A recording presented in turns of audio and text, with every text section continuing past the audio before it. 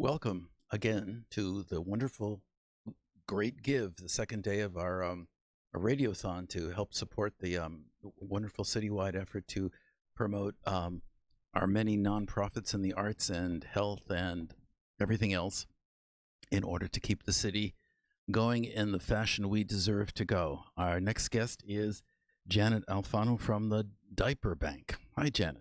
Hi, thank you so much for having me. It's our pleasure. So is the formal name of your organization the New Haven Diaper Bank, or just Diaper Bank? And so tell us where you're headquartered. Sure. And I think people kind of understand what it is. And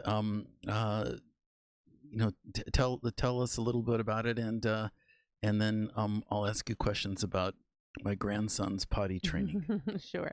So, great question.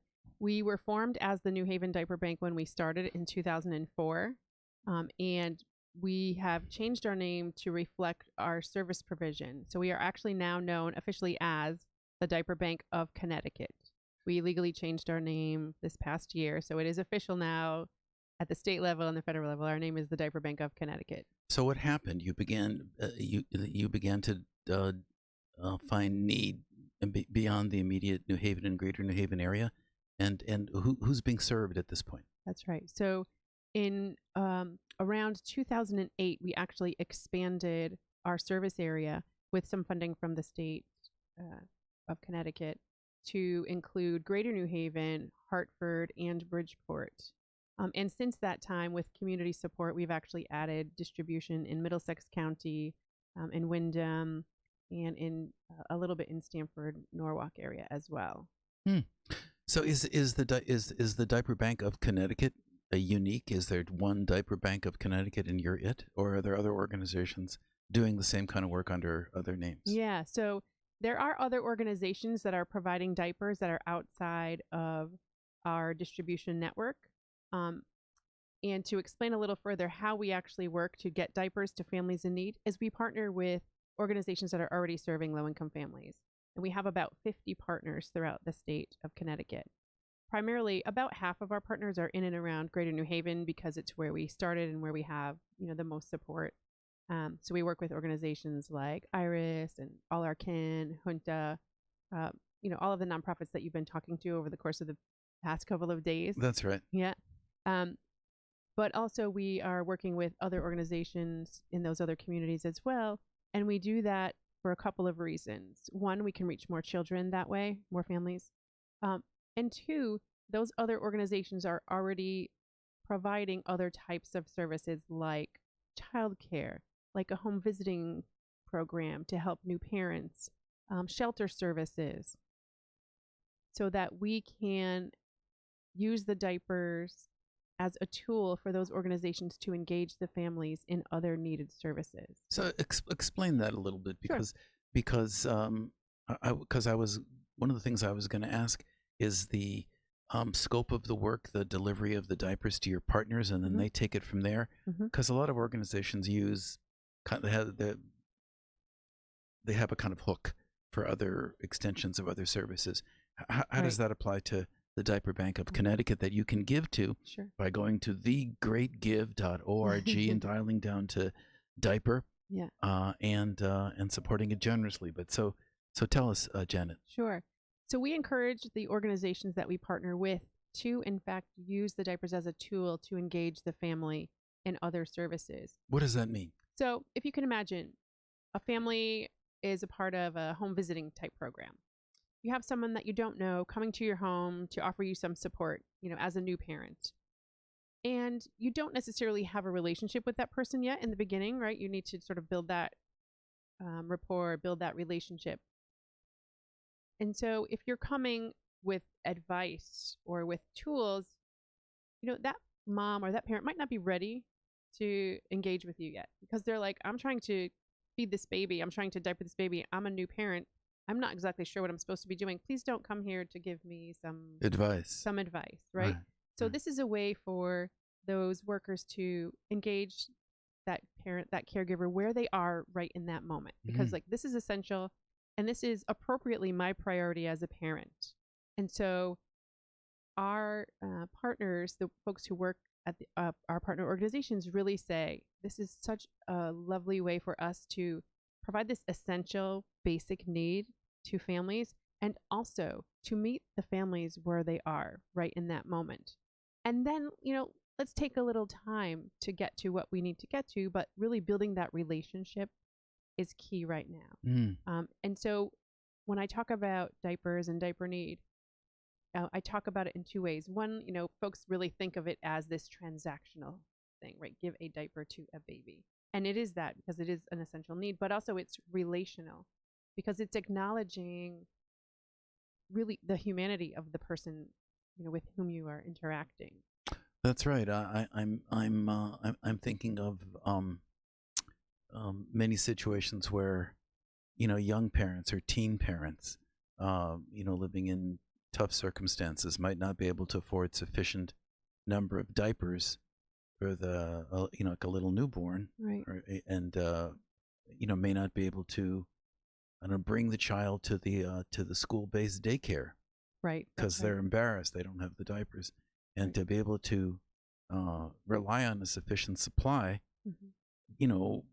might translate rather directly into, let's say, 17 or 18-year-old being able to go regularly to school, graduate, and move on into a better situation. That's right. And, we worked with programs like that. In Connecticut, there's a program called Support for Pregnant and Parenting Teens. Mm. And it's exactly what you described, where it's a program to help encourage the teens to complete their education so that their future is bright. But also it engages them in some extra support around parenting so that it's offering this, dual approach, as you would, this two-generational approach to offering support to this, this teen student and also her child so that both will have better outcomes for themselves in the future. So roughly, well, you work with partner organizations, so Right. I was going to say, who are the range or the scope of the clients, I guess, Mm-hmm. goes across the board, reflected in the range of your partners. Sure. So, as I said, we have about 50 partners. We call it our diaper distribution network. Mm-hmm. And because the types of programs through which we provide varies, the type of a client varies as well. Right. But that was pretty intentional. We have, as I said, some home visiting type programs, and those are great partners. We have some shelter-based programs. We have some childcare partners as well, early Head Start. Mm-hmm. We have some early Head Start partners, and those are wonderful partnerships. So it really ranges from those who are in an educational setting, shelter setting. We have some faith-based organizations who also provide services, and those are typically very community-based organizations, who are sort of the hub for resources in a specific community, and have strong relationships with families who live in and around their neighborhood. Daycares or things like that that are in churches or what have you. Really, it's just really a church-based program. So, for Right. instance, one like Mount Bethel Missionary Baptist Church, Right. they have I think it's the third Saturday of the month they do distribution. Sometimes I hear about an idea, and it's one of those things that are like a no-brainer right in front of you, and you when you hear about it, you think, why hasn't this been around from forever? So, help me remember that the when the diaper bank got started. Yeah. Am I remembering correctly? But Sarah Baird was one of the movers and shakers. She's an old acquaintance of mine. Mm-hmm. Is she still involved in Diaper Bank? And did she originate the idea, or had she done some research and did she emulate programs elsewhere? Sure. So Sarah Baird is one of our founding board members. There you go. Mm-hmm. I wasn't crazy, right? No, you were not crazy. Our Right. organization was founded by Joanne Goldblum, who did That's work as a right. social worker and saw the need firsthand in some of the families that she served in the community. That's right. And she partnered with Sarah. Right. So there were Sarah Baird is a founding board member, John Thomas, Susan Tucker, David Goldblum, Ellen Luger, and I'm sure I'm missing someone. And I wasn't around then, but I'm just doing this from memory. And so really they got together and brought some community members together to say, hey, we're seeing this need. Joanne, I'm seeing this need in my work. And they reached out to 5 organizations in New Haven who agreed to take diapers from them to say, I saw this. We see this with our clients as well. Mm. And they agreed to take diapers. And what ended up happening was, that core group got together and just went to BJ's in North Haven and purchased the diapers for those 5 agencies. And that's how the New Haven Diaper Bank operated for about the first year. Mm. And then, word grew. Other organizations heard about this and say, well, of course, we would like this for our families as well. And they got some grant funding, and the rest is history, as they say. But was it an original idea here in New Haven, or are there diaper banks in all 50 states? Yeah, well, so that's a then and now, right? So back then there was a diaper bank in southern Arizona. Mm-hmm. That was the first diaper bank. But now, nice segue, there are actually diaper banks in all 50 states. Huh. And to give a little bit of context and history to that, we spent a lot of our time as the New Haven Diaper Bank answering calls from folks, in Connecticut, but around the country, who saw this need in their own community and really wanted to figure out how to do this, how to replicate this. And I mean, we spent a lot of time, and actually with funding from the Community Foundation for Greater New Haven, we produced a manual and shared it widely and, for free to communities across the country, and continued to offer some support to other communities. But it really was, taking up a lot of staff time. And we got a call from a PR firm and to just talk about the work.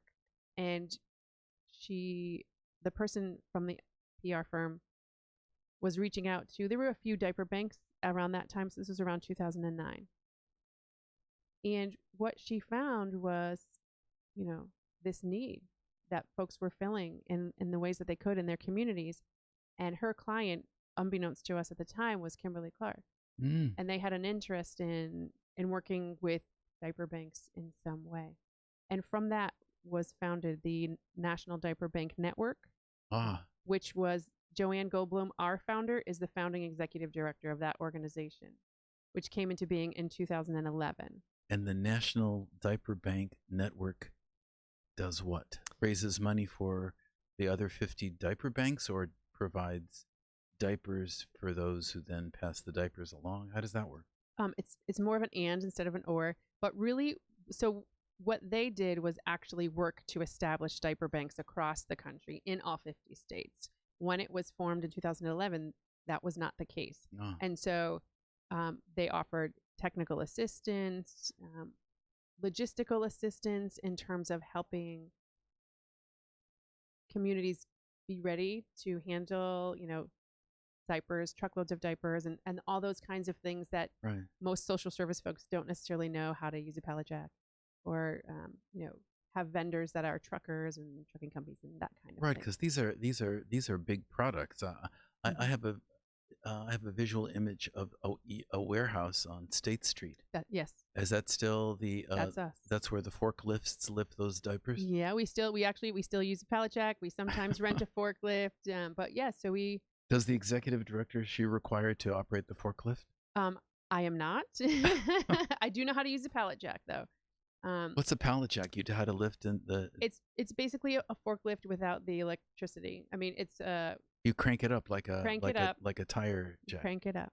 Got it. Yeah, and it's still very efficient and very effective for the work that we need to do. So I think if people go to thegreatgive.org on this second afternoon of the Great Give and dial down to the Diaper Bank of Connecticut, correct, newly monikered, you can support this really important work. It's fun to talk about diapers, and it's easy to slip into a kind of a relaxed talk. Again, coming from this relatively new grandfather kind of, one makes easy humor about potty training and stuff like that. But I know from experience, and from even though my doctor told me that my job as a grandfather was to have fun with our grandson, not to change his diapers, I did a lot of diaper changing.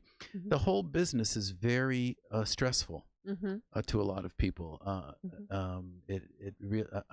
Both because of what the diapers contain, but it's all about learning how to be a parent, Right. learning how to be a grandparent. Right. It's all about learning how to. Seems to me learning how uh, the two parents share tasks. Mhm. Like, honey, would you please do this? So the diapers are front and center and all that kind of stuff, and one doesn't think about uh, how much all that important stuff clusters around diapers, but it's Right. the case, correct? That's right.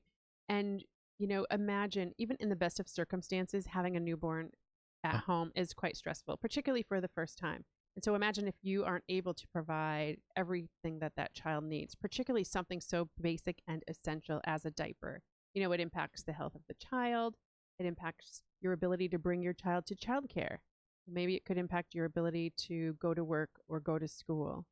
There was a study in the Journal of Pediatrics in 2013 that showed a correlation between diaper need and maternal depression. mm, And not just a correlation, but really the highest correlation, even ahead of food insecurity and housing is insecurity. that right? So a high correlation is close to causation.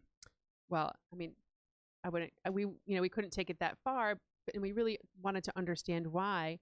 And when I think about it, if you think about diapers and this, recurrence, this need is going to recur every few hours for 3 years. That's right. So it's never More. right. It's never not in your mind. You're always thinking about it. And, in talking with some of the parents and some of the families that we've served, we know the kinds of choices that they have made. Mm. And if some have, resources or say, hey, I need diapers. Could you get some for me? Or what am I going to not take care of because I really need to take care of this for my child. Certainly, we've heard all kinds of um, really difficult and honestly unnecessary in this day and age, in this state, in this country. Families should not have to make a choice like this. Right. Stress comes from so many other directions. Let Right. let not the whether we have another package left to be a Mm-hmm. source of stress. I know as a I hope my daughter doesn't listen to this because she's going to be upset. But I know as a frequent diaper changer, I want my supplies in front of me. Thank you very Mm-hmm. much. I want to see that there are a bunch of diapers there and Mm-hmm. a little thing hanging over the changing table, so that if I put the thing on backwards and I screw up the little The sticky adhesives, tape. Yeah. I can reach for another one without having to jerry rig it together with Scotch tape. Right. How, so speaking of which, is it strictly diapers, or is it does the diaper bank also provide the wipes and the Mm-hmm. other kinds of things that are part of the whole process? Sure. So we do offer other types of related items.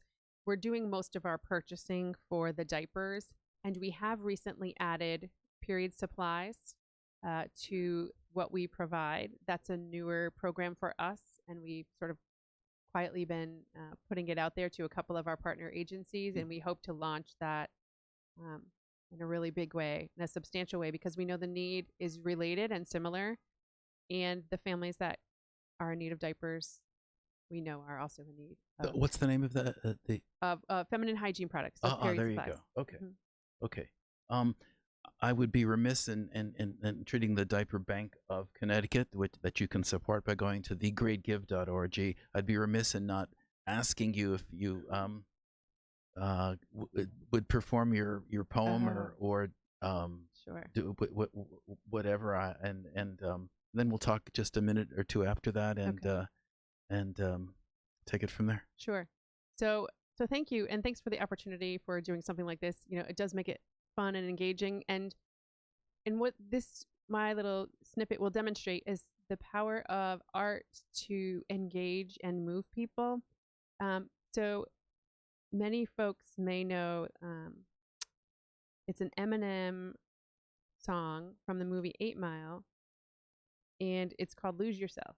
Mm. And people younger than me by a couple decades had the sense about diaper need from this song. Mm.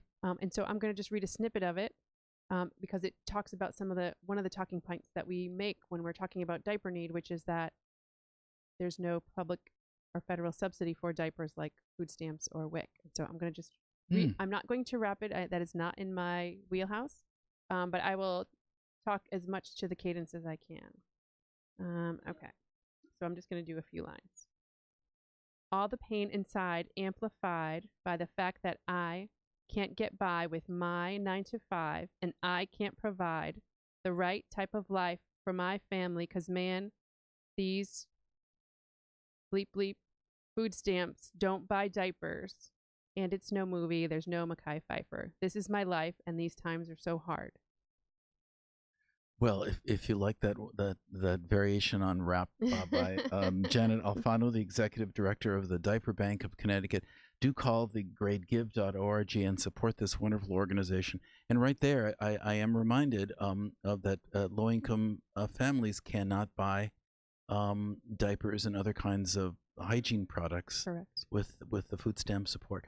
Jana, thank you so much for joining us on The Great Give. Go to thegreatgive.org. Let's help all the nonprofits in the greater New Haven area reach the $2 million goal, and you can start with support of the Diaper Bank of Connecticut. Thank you for joining us. Thank you.